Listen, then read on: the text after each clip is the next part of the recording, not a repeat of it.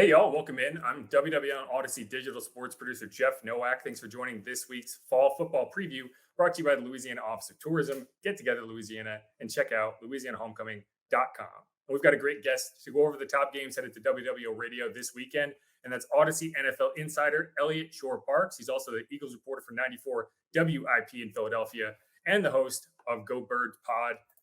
Eliot, how you doing this morning? Basically a playoff game going on this weekend. So I'm very excited to talk to you about it. Yeah, Saints Eagles. It's really an interesting situation because these two teams met last year in a similar situation.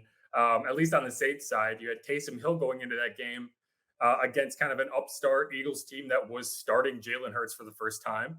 Now we get Trevor Siemian, another kind of unknown quarterback to the Eagles, and it's Jalen Hurts again. So what have you seen? Kind of what's different to you this time around on the Eagles side? Yeah, so a lot's changed with the Eagles since that game. I mean, you look at it; they have a whole new coaching staff, a new quarterback. Even though Jalen started that game, he was not their franchise guy, and he still really isn't. He was a backup at that point. This time, he's a starter, and it's kind of interesting that this game comes when it does because Jalen is coming off of his best game, probably of his career. Last week against the Broncos, and you could argue last year against the Saints was the best performance he had as well. And leading them to that, not leading, but he played pretty well in helping them to that win. So, yeah, I mean, look, Jalen, the big story here is he going to be the quarterback next year? Is he not? Each week is kind of a roller coaster in terms of how does he play? Does it mean he's here to stay? Does it mean they're going to trade for a quarterback? All those things. But I think from a Saints perspective, you're getting the Eagles right now at the best they've been all season. And that starts with Jalen Hurts, who's playing the best he has all year. Yeah, the Eagles are 1.5 point favorites going into that game. They're 4-6, second in the NFC East, but there's a pretty big cushion between the Cowboys and everybody else in the NFC East, and it's kind of muddled behind them. But I think it's easy to forget Jalen Hurts when he got that job. It was not the current head coach that made that decision. Yeah. It was Doug Peterson. Now it's Nick Sirianni, and so where is kind of the kind of feeling on Hurts? Does it kind of feel like he's winning that job, or is he just holding it for whoever gets it next? I mean, how much time do we have to talk about that, right? Like this is the biggest question with the franchise right now. It's the quarterback position. I mean, you guys know, having had Drew Brees there for so long, having stability at the quarterback position is what every team's looking for. And now the Saints don't have it, and the Eagles don't have it either. Now, I think that Jalen Hurts is in a bit of an interesting situation in the way that the Eagles have so many assets to go out and get a quarterback if they need to. They have the 3 first-round picks in the draft next year. They have cap space. And their roster doesn't look that bad around Jalen as it did maybe earlier in the year. So I think it could be an attractive destination for a quarterback to go to. And general manager Howie Roseman is always uber aggressive in going out and making moves. So if you're Jalen, you know that you're playing with that pressure on you. I think the fans right now want to see Jalen get a fair shot. I think he deserves that. I think he's played well enough to continue to get a shot. And then, so there's definitely that group of the fans that say, look, give him a shot. He can improve. He's played pretty well. And then there's the other side that say, he just isn't it. I mean, he was drafted in the second round for a reason. One issue Jalen has had is missing easy throws this season. You can point to losses to the Chargers, to the 49ers as potential as throws that he made that cost him that game in terms of missed throws. So Jalen's been very up and down, as most young quarterbacks are. And the question really is, like, are the Eagles going to give him a chance? We can debate it all we want. The fans can have their opinion. But the Eagles, at a certain point, are going to have to make a decision. Do they bring Jalen Hurts back for next year, or do they go out and use their treasure trove of assets to go out and get a quarterback? The Trevor Trove, which is what the Saints are actually using right now. They're Trevor Trove of quarterbacks. Yes. Just gotten to Trevor Siemian.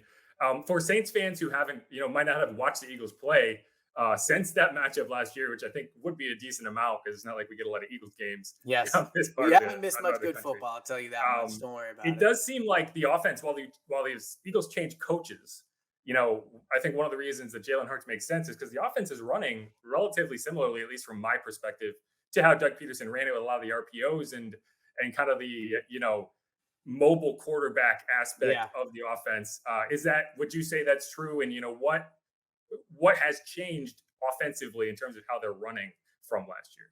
Yeah, so Nick Sirianni is kind of from the West Coast tree, the West Coast offense, which Doug Peterson was as well. So at times early on in the season, this offense looked like an offense designed for Phillip Rivers that Sirianni coached last year in Indianapolis with some RPOs thrown in for Jalen. So it was kind of a mishmash of philosophies on the offensive side of the ball. And it wasn't pretty. Jalen had some really hard games, but Nick didn't help him because of the play scheme, the play call, and honestly, their lack of a running game. So if you ask what the biggest difference is between the Eagles now and the Eagles last year / earlier in this year, it's the running game. Nick Sirianni has really come around. He's running it way more. Earlier this year against the Cowboys, the running backs touched it a total of 3 times. Now they're carrying the ball, 20, 25, 35 times a game. Obviously, the Saints' run defense is very good, so we'll see if that's a strategy they use. But the biggest difference is with the runs, the commitment to it. Jalen is seeing different coverages. He's not seeing as many too high safeties. Teams are pulling safeties up, making it a little easier for him in the passing game. But yeah, the biggest difference from Doug compared to Nick is Doug also didn't really like to run the ball, right? And Nick is much more now later in the year kind of been resigned to the fact that he's going to have to run it if this ball is going to move. Yeah, and I just think the offensive philosophy on the head coaching side, especially when it's an offensive head coach and they have a lot of impact, it's always fascinating to see how things change from guy to guy. But as someone I was big on Jalen Hurts in fantasy drafts this year. I have him in multiple rosters, and he has been very, very helpful.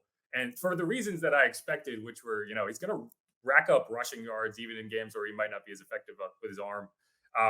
So that kind of leads me into my next question. On the Eagles side, if you had to pick a fantasy sleeper, somebody that you might not expect has a chance to have, a solid to good day, maybe catch a couple touchdowns, who would it be?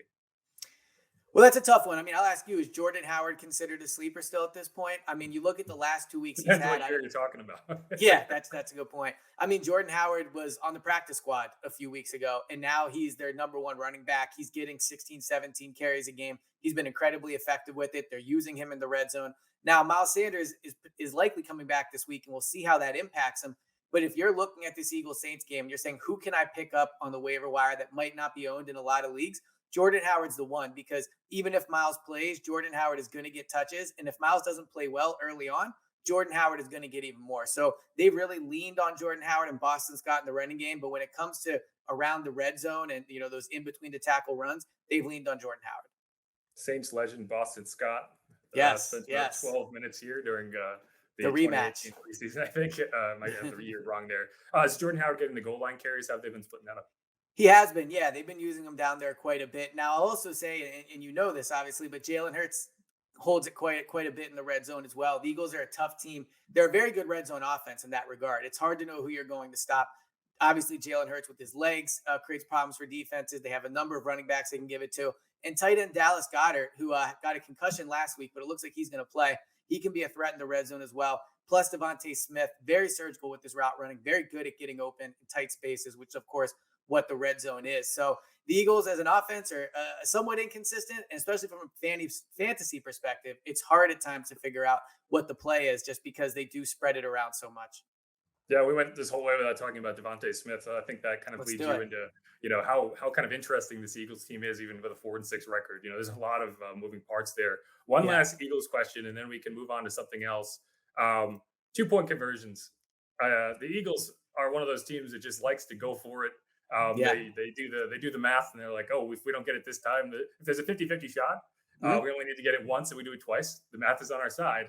That's kind of how they operate. So if Saints fans should expect, not a lot of extra points. Well, it's an interesting kind of situation this year with the Eagles, because Eagles front office, Howie Roseman, the staff he's built, Jeffrey Lurie, they're one of the most analytically driven front offices in the league. They believe in it. They do the research. They spend a lot of money on this research to tell them what to do in different situations. And you're right that you look back at 2017, the Eagles were one of the most aggressive teams under Doug Peterson. And that was kind of fueled by Howie Roseman and Jeffrey Lurie. And then Doug was obviously interested in it once he saw they were winning all the time. Nick Sirianni, I think, is a little more conservative, I feel, and I've found this year with his play calling. He will punt it from the 45, his own 45. He's not as aggressive on going for it on 4th downs. So you're right that the franchise as a whole, they like to keep the pedal on the metal. Like they like to go for 2. But Sirianni's been a little more conservative. So, he's in his 10th game, I guess it would be, as head coach. We're kind of learning more and more about him. So it'll be interesting to see on Sunday if he leans with kind of the ownership management side, or if in a big game he leans towards probably what his gut tells him. Yeah, the Eagles kind of remind me of the Rays and how the Rays operate in Yep. Major League Baseball, which is like no idea is a bad idea. We're going to Yeah, try it exactly. all and see what happens. And a lot of it's going to work, some of it doesn't. You got to fail fast, and then you figure it out. Yeah. But it's always interesting to watch them play. Yeah, for sure. I mean, look, this Eagles team, it's always interesting is a way to put it. I don't know if it's always pretty. It's been tough at times, but that's what happens when you have instability at the quarterback position. But I think what you'll see this Sunday with Jalen is there will be plays he makes on third down that'll break the Saints back on the defense, right? He'll run for a third down where they have everybody covered, those type of things. But then he'll also make throws that like traditional quarterbacks, like everyday NFL starter should make, as he still tries to prove that that's what he can be. So he can definitely be a frustrating quarterback for defenses to play against. All right. And speaking of not always pretty, we're going to go through a lightning round of a few of the Let's other start. games coming to WWL Radio this week. And starting with the king of not always pretty, the Falcons, who are hosting the Patriots this weekend as 6.5-point underdogs at home. A 4-5 team is a 6.5-point underdog at home. And I think Yeah. that tells you a little bit about how good the Patriots have been the last few weeks. What's your quick take on that matchup? Yeah, so I wonder if this is a bit of an overreaction to their big win last week when you look at what the Patriots did, how many points they put up. The Falcons have been competitive this year, right? I mean, really, outside that Eagles game, they're in most games they play. They've had some close losses, 6.5 points at home. I know they're dealing with some injuries. I think potentially Cordell Patterson is not going to play. So that could factor into it. But if I had to pick what the best bet is, I might take the Falcons with the points. I think with young quarterbacks, consistency is always a problem. He's going to be on a short week, spotlight, a lot of attention. So I would take the 6.5 points. And it's interesting just from the Saints' perspective. They beat the Patriots and they made them look bad doing it. And then Yeah. they lost to the Falcons. And the Falcons, the transitive property is not succeeding No, when it comes not to at some all. of these matchups. Okay, moving on from that, Sunday Night Football, Steelers against the Chargers. Two teams that are in second in their respective divisions. Mhm. Chargers are slight favorites, 3.5-point favorites. I honestly could not give you a read on either of these teams. They're on Yeah. opposite sides of the spectrum, quarterback wise. Yeah, what's your take? Yeah, they're tough teams to gauge because you look at it and you say, okay, the Steelers, traditionally one of the best teams in the league, at least very competitive. And they've had some ugly games this year. The Chargers, on the other hand, you look at them and they have a lot of talent. I saw them in Philadelphia a few weeks ago. Keenan Allen, Mike Williams, Justin Herbert. That offense is really, really hard to stop if Justin Herbert gets time in the pocket. So looking at this matchup in the prime time, I would have to lean Chargers just because I think they have Frank, obviously the better quarterback, but they also have better position players now. The Steelers really don't, outside of Najee Harris, have those weapons that you really worry about anymore. And so I would have to lean Chargers on this one. Yeah, it feels like Big Ben, is on, whatever the last leg would be for a guy who was on his last leg last year. Like, Yes. it just, I'm rooting for him in the sense that I think it's cool to see these veteran guys kind of get one more shot. Uh, But he doesn't feel like the 40-year-old quarterback or however old I'm he sure is. it's not fun to be a Steelers fan right now watching him play like that. Right. Speaking of teams that moved on from an old quarterback, another interesting matchup for the Saints. Monday Night Football, Giants are visiting the Bucks. The Yeah. Bucks are 10.5-point favorites a week after losing to Washington. If they're 6-3, they're probably the most susceptible division leader at this point. And even as bad as the Saints have been the last 2 weeks, losing two close games or a game out of first, I think 10.5 points personally. I'm taking the Giants on that Mm. game all day long. Just the way they play, it's not going to be a high scoring game. What do you think?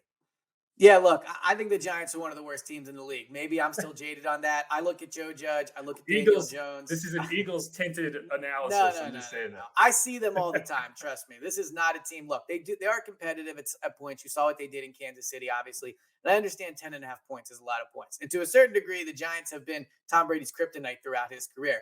But coming off that loss to Washington, you saw Tom Brady basically storm off the podium after that. There is no way in prime time he's not going to have a great game, especially when he specifically had such a bad game against Washington. I look at the Right. Giants, they're banged up. Maybe Saquon plays, but even if he does, he's not 100%. I just don't think the Giants have the offensive firepower to stick with Tampa Bay if Tampa Bay is playing well. And I can't imagine that Tom Brady is going to turn in two bad games in a row. So while 10.5 points is a lot of points, and you're right, especially, late in games, who knows, maybe they cover late, but I would take the Bucks with the points. Yeah, I'm not taking the money line. Let's put it that way. But No, I don't think you're I going to feel get very pretty good good about odds the on that Giants one. being able to keep it close. They kept it close last year. They failed on a 2-point conversion that would have tied it in the final moments. Yeah. I still think there was pass interference, but I did grow up in that area, so I am Okay. So I'm you're the slightly biased biased. one. Yeah. But yeah, and I think you make a good point, which is a lot of teams you look at and be like, man, the quarterback had a terrible game. Maybe Yeah. he's just going to get in this rut and have a few bad games. Tom Brady is the type that has a terrible game and somehow gets Bounces better. right back. I Especially remember in prime time. Especially in prime time. I don't think you can underestimate that. the best example is I think it was the year they beat the Seahawks in the Super Bowl of week 4 that season. They played the Kansas City Chiefs on Monday Mhm. Night Football and got rocked by 4 touchdowns. And Yep. everyone was like, "Oh no, is the Tom Brady era over? Is this the end of his career? Is he finally hitting the downslope?" Right. He's won like 3 titles since then, Yeah, I including think one he'll be that he just lost fine. to the Eagles. He still got to the Super Bowl that year. Anyway, Yes. I we're would on a gladly tangent take the now. 10.5 with Tom Brady. Yeah, it's never a bad bet to go with Brady No, when you're you trying win a to do lot of this. money that way. But all right, again, we've been hearing from Audacy NFL insider Eliot Shorr-Parks. If you're looking to find him on Twitter, it's 1T, 2 R's, and multiple playscapes at Eliot Shorr-Parks. And thanks so much again for joining us this morning. Stay with us for a quick break, and then we'll tackle the final game headed to you this weekend. And thanks again, Eliot. Yep. Thanks so much for having me on. Hopefully talk to you soon.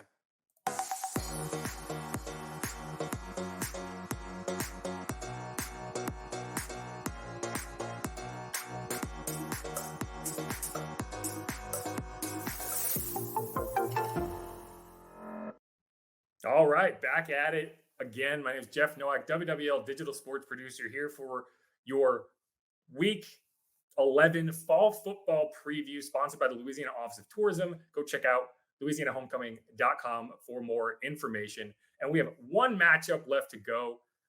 Eliot and I went through the first 4 that are coming to WWL Radio this weekend. The final one is actually going back in time a little bit. It is Saturday. It is UL Monroe visiting LSU football at Tiger Stadium, 8 p.m., a late start. One thing that's kind of interesting is Ed Orgeron is very happy to see this late kickoff. It's an 8 p.m. kickoff. It's going to be dark. It's going to be late. People are going to have to stay up to watch it. But what that means for him is he's able to get out to McNeese earlier in the day. They have a noon start against another familiar program for the Orgerons in Northwestern University. And Ed gets to kind of participate in the senior day festivities for McNeese, which includes Cody Orgeron. As LSU fans know, he's the quarterback for McNeese, starting quarterback.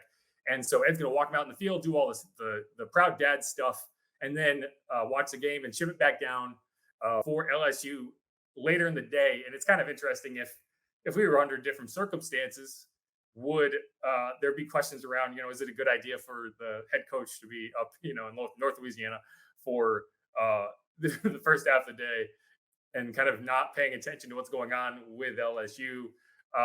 But in this circumstance, of course, yeah, get out there. Got 2 games left. Enjoy your life. Enjoy the games. Enjoy the process. So it's kind of cool to be able to see him out there and let him do that. In what he referred to himself as a lame duck coach in an interview earlier this week, which is the first time I've heard him say that about himself. And it's going to be really interesting to watch these final 2 games. The only thing I will say is don't tell Ed O that LSU has nothing to play for, or he will quote Herm Edwards to you, and nobody wants that. And he didn't even point out that he was quoting Herm Edwards. He just did it. He says you play to win the game, and that's important to them, and it is important to them, and I believe it. It's important to the players because a lot of these players want to play in the NFL, and they're not interested in putting out bad tape. They're interested in working. They're interested in getting there. And while there's going to be some issues surrounding some of the energy going into the game, I think if you get out in front and you give these guys an opportunity to play well, they're going to play well, and they're going to work hard to get there. So I think there's truth to that. And there is also the fact that this LSU is playing for bowl eligibility. These guys want to go out with a bowl. LSU fans might have differing opinions on whether they're going to invest the time in watching a bowl game involving this LSU squad, but these players want it. And they need to win their final 2 games in order to get bowl eligible. They are heavy favorites. I want to say 28.5-point favorites against UL Monroe. It is not a game that you would expect to see them struggle in. And, earlier in the season, they didn't struggle in those matchups with McNeese, and Central Michigan was the other one.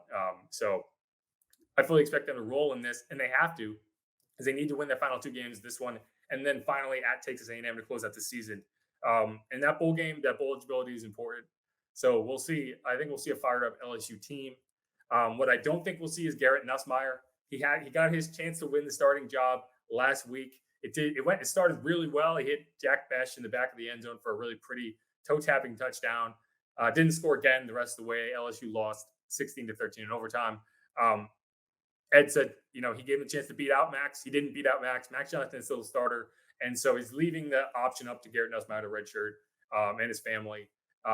Even if he doesn't, there's no guarantee he gets in the game. So even if Garrett says, hey, I want to be active, I want to play if there's a chance, he might not get in the game. And so we'll see how that goes. But Max Johnson is still the LSU quarterback. He's going to have 2 games to prove that he is the guy who should be the quarterback moving forward. I think there's a lot of very legitimate questions surrounding that. But we'll get that game at 8 p.m. on ESPN2. You can listen to all these games on WWL AM at 70, FM 105.3. Again, we went through all the matchups coming to WWL Radio this weekend. I'll go through them one more time. Starts with Thursday Night Football, Patriots at Falcons. And that's going to be on NFL Network, Fox, and Prime Video. Then you have on Saturday, UL Monroe visits LSU. That's going to be on ESPN2 starting at 8 p.m. On Sunday at noon, you have Saints at Eagles. That's going to be over on Fox. Then Sunday Night Football, you have Steelers at Chargers. That's going to be 7:20 p.m. on NBC. And finally, Monday Night Football, Giants at Bucks over on ESPN. That's 7:20 p.m. You can listen to all of those on WWL Radio, AM 870, FM 105.3. Also, check out the Audacy app. Check out Sports Talk 48 p.m. Christian Garrick, Bobby Aber, and Mike Detillier. And you can follow me on Twitter over at Jeff Nowak and over on Audacy.com/WWL for all of our latest content. Also, if you're watching this on YouTube, make sure to hit the subscribe button. If you're not, make sure to head over to YouTube, /C/WWL Sports. I'll pop it up below. Hit the subscribe button, daily video updates, all the rage. Make sure to hit me up on Twitter at Jeff_Nowak. Let me know what you think of this video. Let me know what you'd like to see from all of this. Again, it's the fall football preview sponsored by the Louisiana Office of Tourism. Go check out LouisianaHomecoming.com. And until next week, peace out.